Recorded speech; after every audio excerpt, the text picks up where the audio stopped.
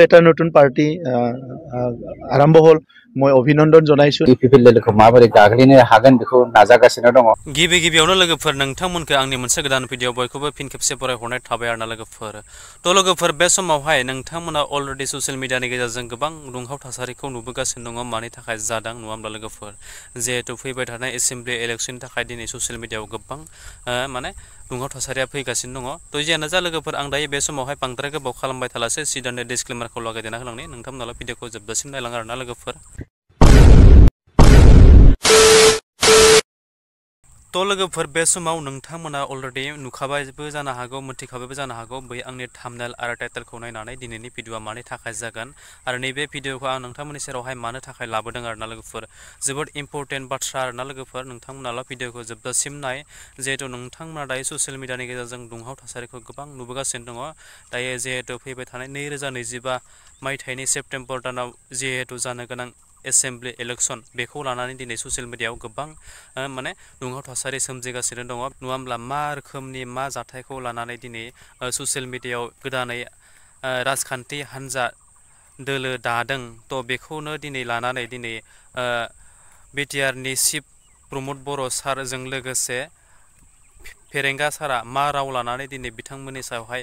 गुवारै गोलाव नैबे मोनसे बिबुंथिखौ होलांखो नोंथांमोननि सेरावहाय बेखौसो आं दिनै नोंथांमोननि सेरावहाय शेयार खालामदों। थ' जियानो जा लोगोफोर बे समावहाय आङो दायो बांद्राय गोबाव खालामलिया नोंथांमोननि सेरावहाय थ' बिथांमोन सानै साराहाय जिहेतु गोदान राजखान्थि हान्जा बा बिथांमोननि दोलोखौहाय सोर गाग्लोबनो नागिरदों बा सोर फैबाय थानाय एसेम्बलि इलेक्शनाव सोर मोनसे पार्टियाहाय देरहागोन आरो सोर जेनगोन बेखौ लानानै बिथांमोना गुवारै बिबुंथि होलांदों। थ' नोंथांमोना बेखौ लानानै खोनासंलांबाय थाबानो जाबाय आरोना लोगोफोर। মই অভিনন্দন জানাইছো ডেমক্ৰেটিক কাণ্ট্ৰিত গণতন্ত্ৰ দেশত পাৰ্টি গঠন হ'ব পাৰ্টি ভাঙিব এইটো একদম ভাৰত স্বাধীনৰ পৰাই চলি আছে গতিকে এইটো আৰু এটা নতুন পাৰ্টি আৰম্ভ হ'ল মই অভিনন্দন জানাইছো নেতৃত্বক আৰু আশা ৰাখিছো যে বিটিআৰ অঞ্চলৰ ৰাইজৰ কাৰণে এটা ইথিকেল এটা প্ৰিন্সিপল লৈ পেলাই এটা কাম কৰিব আৰু এই অঞ্চলৰ ৰাইজৰ চিন্তা কৰি পেলাই তেখেতসকলে কাম কৰিব মই সেইটো আশা ৰাখিছো। মই অভিনন্দন জানাইছো ডেমক্ৰেটিক কাণ্ট্ৰিত গণতন্ত্ৰ দেশত পাৰ্টি গঠন হ'ব পাৰ্টি ভাঙিব এইটো একদম ভাৰত স্বাধীনৰ পৰাই চলি আছে গতিকে এইটো আৰু এটা নতুন পাৰ্টি আৰম্ভ হ'ল মই অভিনন্দন জানাইছো নেতৃত্বক আৰু আশা ৰাখিছো যে বিটিআৰ অঞ্চলৰ ৰাইজৰ কাৰণে এটা ইথিকেল এটা প্ৰিন্সিপল লৈ পেলাই এটা কাম কৰিব আৰু এই অঞ্চলৰ ৰাইজৰ চিন্তা কৰি পেলাই তেখেতসকলে কাম কৰিব মই সেইটো আশা ৰাখিছো। ইউপিপিএল दोलो हिसाबै खहा खालामनो नागिरग्राया दिनै जोंनियाव जोबखायाखै हाग्रामायाबो नाजादों हाग्रामाखौ सं दाननानै गुबुन गुबुन पलिटिकेल हान्जायाबो प्रमद बर'नि दैदेननायाव इउपिपिएल दोलोखौ माबोरै गाग्लिनो हागोन बेखौ नाजागासिनो दङ। आं मोनसे बाथ्राखौ स्पष्ट बुंनो नागिरदों 35,84,000 बिटिसि बाक्सिया जेरावहाय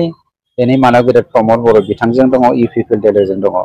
हाजारखि सिमां सुजुवाथों माने बे सिमाङा मालाबाबो जाफुंनाय नङा। सोरबा दोलोआ सोरबा अर्गानाइजेशना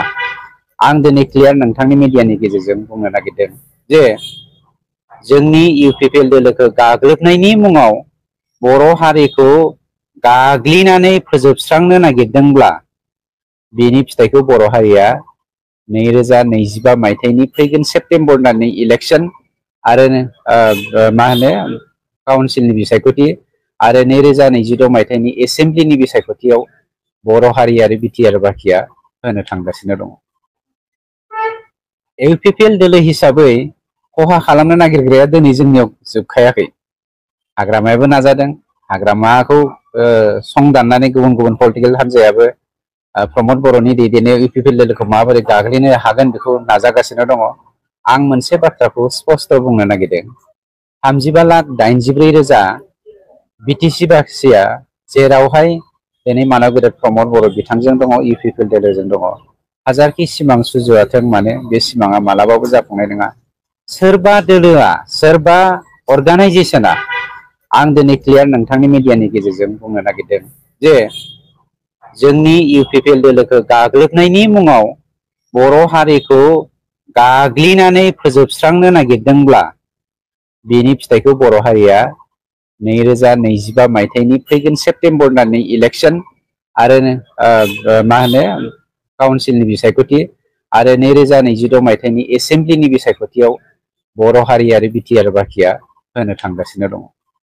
तो बेनोमोन लोगोफोर भिडिअआ निस्सय नोंथांमोना जोबजासिम जुदि नायदोंब्ला थारैनो बुजि मोनखाबाय दिनैनि भिडिअआ मानि थाखाय जालांखो आरो मा कारननि थाखाय नोंथांमोननि सेरावहाय दिनै बिथां सारमोनाहाय गुवारै गोलाव बिबुंथिखौ होलांखो आरोना लोगोफोर। तो जियानो जा जोबथारनायाव आरो आं बांद्राय बुंनानै भिडिअखौहाय फोलावनो होननानै सानाखै नोंथांमोननि सेरावहाय नैबे मोनसे भिडिअखौ आं शेयार खालामनायाव आंनि माबा मोनसे गेना गोरोन्थि जादोंब्ला आं नोंथांमोननि सेरावहाय बयनियावबो निमाहा बियो आरोना लोगोफोर। तो जियानो जा नोंथांमोना आंनि बे चेनेलखौ गोदानब्ला आंनि बे चेनेलावहाय गोदानब्ला नोंथांमोना बे भिडिअखौ नायनानै मोजां मोनदोंब्ला अननानै आंनि चेनेलखौ साबस्क्राइब खालामदो लोगोसे लाइक कमेन्ट एन्ड शेयार खालामदो आरो जोबनायाव बै खनायाव थानाय बेल आइकनखौ नोंथांमोना दाबायना होदो आरोना लोगोफोर जाहाथे बेफोरबायदि गोदान भिडिअ होयोब्ला गिबियै नोंथांमोननियावहाय नटिफिकेसना सहैनाय बायदि। स' थेंक इउ सो माच आरो नेक्स्ट भिडिअ फिन खेबसे लोगो मोनगोन लोगोफोर। बाय बाय।